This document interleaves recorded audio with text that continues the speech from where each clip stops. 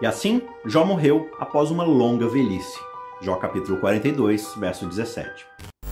Todo mundo se lembra do sofrimento de Jó, só que poucas pessoas se lembram de como tudo isso terminou na história. O texto diz que o Senhor restaurou a sorte de Jó, o Senhor lhe deu o dobro de tudo o que ele tinha tido antes. O Senhor abençoou o último estado de Jó mais do que o primeiro.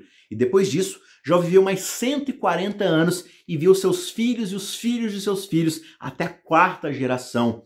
E assim, Jó morreu após uma longa velhice. Esses são trechos de Jó 42, 10 a 17. Jó, como a gente refletiu nessas últimas meditações, é uma espécie de história de toda a humanidade. E a história da humanidade é uma história que vai ter final feliz. E para ser mais preciso, ela teve um início feliz. Só que aí veio um meio completamente terrível. Mas pode ter certeza que o final dessa história é completamente glorioso. E esse final parece vir de repente. Não há mais circunstâncias aqui que sugerem que Jó se precipitou nessa reviravolta. É simplesmente o fato de que o Senhor aparece e dá início a um dramático felizes para sempre. Primeiro, acontece um acerto de erros que foram cometidos e depois existe uma restauração. A retificação dos erros vem quando o Senhor confronta aqueles consoladores desgraçados de Jó. Elifaz, Bildade e Zofar. O Senhor disse, por exemplo, a Zofar, o temanita: a minha ira se acendeu contra você e contra os seus dois amigos, porque vocês não falaram a meu respeito o que é reto, como o meu servo Jó falou. Agora peguem 7 novilhos e 7 carneiros e vão até o meu servo Jó e ofereçam holocausto em favor de vocês. O meu servo Jó vai orar por vocês e eu aceitarei a intercessão dele para que eu não os trate segundo a falta de juízo de vocês, porque vocês não falaram ao meu respeito o que é reto, como o meu servo Jó falou. Isso está lá em Jó 42, versos 7 e 8. Esses tolos que atormentaram Jó durante todo esse tempo vão ser perdoados pelo Senhor de repente? Como? Justamente através do sacrifício e pela intercessão de Jó, o justo. Enquanto Jó ora pelos seus amigos, ele desempenha uma espécie de figura do papel do nosso amigo lá no céu, aquele que mantém o direito do homem contra o próprio Deus e o do filho do homem contra o seu próximo, como Jó disse lá no capítulo 16, verso 21. Ao fazer isso pelos seus amigos, Jó é chamado 4 vezes de o servo do Senhor. Ele está fazendo justamente o papel de Cristo, que intercede por tolos como nós e nos traz aceitação de volta com o Pai. E agora, com a tarefa de retificação de velhos erros completada, o Senhor se volta para a restauração final.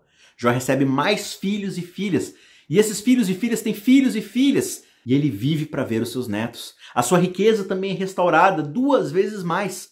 No início, Jó tinha 7.000 ovelhas, 3.000 camelos e 500 jumentos. E no final, ele tem 14.000 ovelhas, 6.000 camelos e 1.000 jumentos. E ele vive 140 anos, o dobro de uma pessoa normal da época. Isso não é meramente um paraíso recuperado.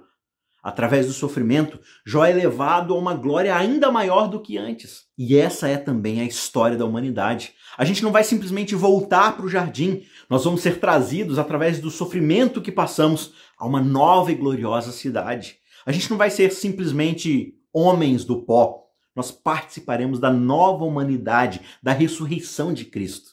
O nosso fim será muito maior do que o nosso começo. Sabe, jamais é dada para Jó sequer uma explicação para todo o seu sofrimento. Nunca lhe foi dito que o sofrimento X foi causado por Y e pretendia alcançar Z.